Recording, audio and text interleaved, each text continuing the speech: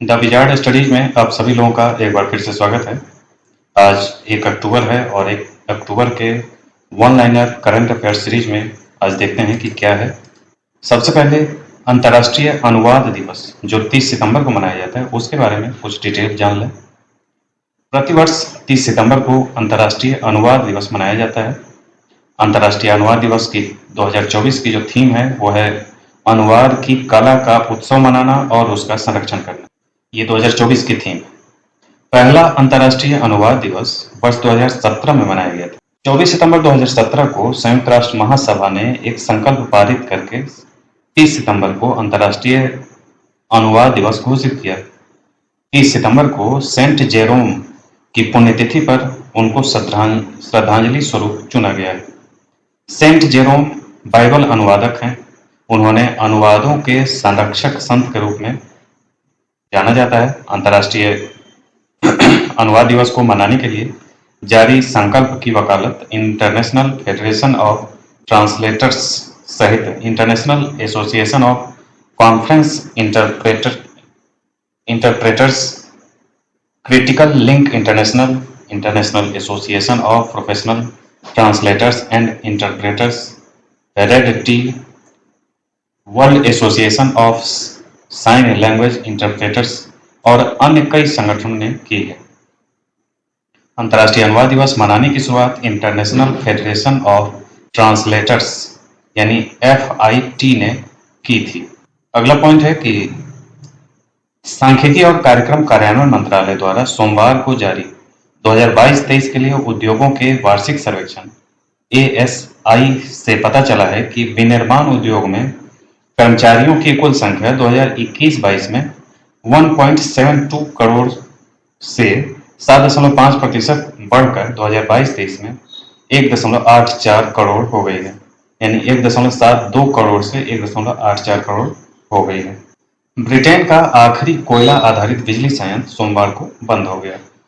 Britain कोयले को चरणबद्ध तरीके समाप्त करने वाला 7 प्रमुख अर्थव्यवस्थाओं के समूह का पहला देश है, यानी कि G7 का ये पहला मेंबर है जिसने अपने देश में कोयला आधारित सारे बिजली संयंत्रों को बंद कर दिया सोमवार को। केंद्रीय शिक्षा मंत्री धर्मेंद्र प्रधान ने नई दिल्ली में राष्ट्रीय प्रशिक्षुता और प्रशिक्षण योजना 2.0 पोर्टल लॉन्च किया है। इस पहल के एक भाग के रूप में प्रत्यक्ष लाभ अंतरण माध्यम से युवा स्नातकों और डिप्लोमा धारकों को 100 करोड़ रुपए की छात्रवृत्ति वितरित की गई है। टेनिस खिलाड़ी रोहन बोपन्ना ने फ्रांस के खिलाफ मैच हारने के बाद पेरिस ओलंपिक 2024 से भारतीय टेनिस टीम के जल्दी बाहर होने के साथ ही संन्यास लेने का फैसला किया है। रोहन बोपन्ना ने रक्षा मंत्रालय और भारतीय राष्ट्रीय स्टॉक एक्सचेंज ने रक्षा क्षेत्र में सूक्ष्म, लघु और मध्यम उद्योगों को पूंजी बाजार तक पहुंच की सुविधा प्रदान करने के लिए एक समझौता ज्ञापन पर हस्ताक्षर किए। ऑटिज्म स्पेक्ट्रम डिसऑर्डर से पीड़ित मुंबई की 16 वर्षीय जिया राय इंग्लिश चैनल पार करने वाली दुनिया की सबसे कम उम्र की और सबसे तेज पैरा तैराक बन गई। एक महत्वपूर्ण उपलब्धि के रूप में भारत और 13 अन्य इंडो पैसिफिक इकोनॉमिक फ्रेमवर्क साझेदारों ने आपूर्ति श्रृंखला लचीलेपन से संबंधित ऐतिहासिक Indo Pacific economic framework for prosperity समझौते के तहत 3 आपूर्ति श्रृंखला निकायों की स्थापना की है।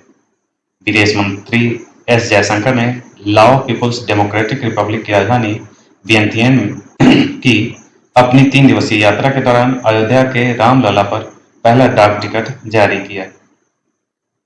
केंद्रीय जल आयोग को नई दिल्ली में global energy and environment foundation द्वारा आयोजित ग्लोबल वाटर टेक समिट 2024 में वर्ष का जल विभाग श्रेणी में JEEF ग्लोबल वाटर टेक पुरस्कार से सम्मानित किया गया है।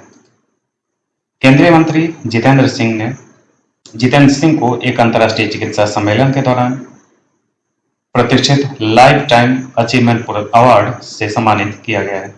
यह पुरस्कार मधुमेह विज्ञान, मधुमेह देखभाल और अनुसंधान में उनके उत्कृष्ट योगदान को मान्यता देता है।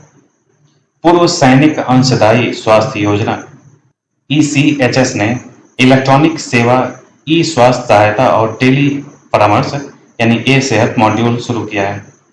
केंद्रीय जल आयोग को नई दिल्ली में global energy and environment foundation द्वारा आयोजित ग्लोबल वाटर टेक समिट 2024 में वर्ष का जल विभाग श्रेणी में पुरस्कार से सम्मानित किया गया है। Tech leaders forum of India को आधिकारिक तौर पर विश्व शिक्षा सम्मेलन 2024 में लॉन्च किया गया, जिसकी मेजबानी federation of economic development association द्वारा दुबई के हमदान बिन मोहम्मद स्मार्ट यूनिवर्सिटी में की गई। मुंबई के टाटा मेमोरियल अस्पताल में 1 सब्सक्रिप्शन यानी ODOS पहल शुरू की गई, जिसके तहत अनुसंधान पत्रों और वैज्ञानिक पत्रिकाओं तक साझा पहुंच के लिए परमाणु ऊर्जा विभाग की लगभग 60 इकाइयां एक साथ आई। केंद्रीय पथ परिवहन और जलमार्ग मंत्री श्री सर्बानंद सोनोवाल ने सार्वजनिक निजी भागीदारी यानी PP मॉडल पर आयात निर्यात सह घरेलू कृषि वस्तु आधारित प्रसंस्करण और भंडारण सुविधा विकसित करने के लिए जवाहरलाल नेहरू पत्तन प्राधिकरण की 34 मिलियन अमेरिकी डॉलर की परियोजना को मंजूरी दे दी।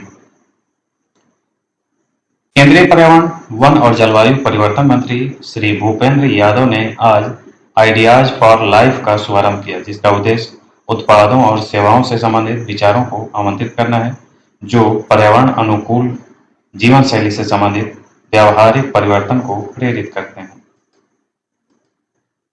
उत्तर प्रदेश विधानसभा ने उत्तर प्रदेश विधि विरुद्ध धर्म परिवर्तन प्रतिषेध संशोधन विधेयक 2024 पारित कर दिया, जिसमें कुछ परिस्थितियों में दोषी ठहराए गए अपराधियों को अधिकतम आजीवन कारावास की सजा का प्रावधान है। विराट कोहली के अंतर्राष्ट्रीय क्रिकेट में 27,000 रन पूरे हो गए हैं। सबसे कम पारियों और सर्वाधिक औसत के साथ 27,000 रनों का आंकड़ा इन्होंने पूरा कर लिया है। गौरांग चक्रवर्ती यानी मिथुन को दादा साहब फाल्के पुरस्कार से सम्मानित किया जाएगा। हाल ही में इन्हें पद्म भूषण से सम्मानित किया गया था। इनकी पहली फिल्म मृगया थी, जिसके लिए इन्हें राष्ट्रीय पुरस्कार दिया गया था। दादा साहब फाल्के पुरस्कार पाने वाले पहले गीतकार मजरूह सुल्तानपुरी थे। बाबूजी धीरे चलना लेकर पहला प्यार, छोड़ दो आंचल, जमाना क्या कहेगा जैसे गीत लिखने वाले मजरूह सुल्तानपुरी का जन्म 1919 में आज के सुल्तानपुर जिले में हुआ था। 1993 में दादा साहब फाल्के पुरस्कार पहली बार दिया गया था और मजरूह सुल्तानपुरी को दिया गया। उत्तराखंड में भारत और कजाकिस्तान के बीच संयुक्त सेनाभ्यास काजिंद का 8वां संस्करण की शुरुआत की गई। महाराष्ट्र सरकार ने एक ऐतिहासिक निर्णय लेते हुए देसी कामधेनु गाय को राज्य माता गो माता का दर्जा दिया। सिपरी के अनुसार सेना पर सर्वाधिक खर्च करने वाले 10 देशों में नंबर 1 पर अमेरिका है, नंबर 2 पर चीन है, तीसरे पर रूस है और चौथे पर भारत है। यानी 83 बिलियन डॉलर के साथ भारत चौथे स्थान पर है विश्व में। अमेरिका, चीन और रूस के बाद चौथे स्थान पर। वानिकी नव वर्ष का शुभारंभ 1 अक्टूबर 2024 से किया गया है। हर वर्ष 30 सितंबर को दुनिया भर में अंतर्राष्ट्रीय अनुवाद दिवस मनाया जाता है। हाल ही में विश्व खाद्य कार्यक्रम ने लेबनान में प्रभावित लोगों को खाद्य सहायता उपलब्ध कराने की आपातकालीन कार्रवाई शुरू की है। जमैका के प्रधानमंत्री डॉक्टर एंड्रयू होलनेस 30 सितंबर को 4 दिन के आधिकारिक दौरे पर भारत आए।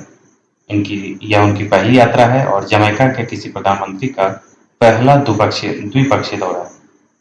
भारतीय एथलीट गुलवीर सिंह ने 29 सितंबर को जापान में वर्ल्ड एथलेटिक्स कॉन्टिनेंटल टूर में पुरुषों की 5000 मीटर दौड़ में स्वर्ण पदक जीता है। भारत ने ब्रुनेई में जूनियर विश्व चैंपियनशिप 2024 में 2 स्वर्ण सहित 7 पदक जीते हैं। 14वीं हॉकी इंडिया जूनियर महिला राष्ट्रीय चैंपियनशिप 2024 30 सितंबर से झारखंड के रांची में शुरू हुई। न्यायमूर्ति मनमोहन ने 29 सितंबर को दिल्ली उच्च न्यायालय के मुख्य न्यायाधीश पद की शपथ ली है। फुटबॉल अंडर 20 एशियन कप के ग्रुप जी के अंतिम मैच में भारत ने लाओस को 2-0 से हराया। इंडियन ओपन अंडर 23 खेलों में जसवीर नायक ने डेकाथलॉन में अपना पिछला रिकॉर्ड तोड़ते हुए 7,065 अंक प्राप्त कर स्वर्ण पदक जीता है। राष्ट्रीय इलेक्ट्रॉनिक्स और सूचना प्रौद्योगिकी संस्थान ने 29 सितंबर को नई दिल्ली में युवा रोजगार मेला आयोजित किया था। तो ये था आज का वन लाइनर करंट अफेयर्स। इसी ढंग के अपडेट के साथ हम फिर मिलेंगे। आज के लिए इतना ही। धन्यवाद।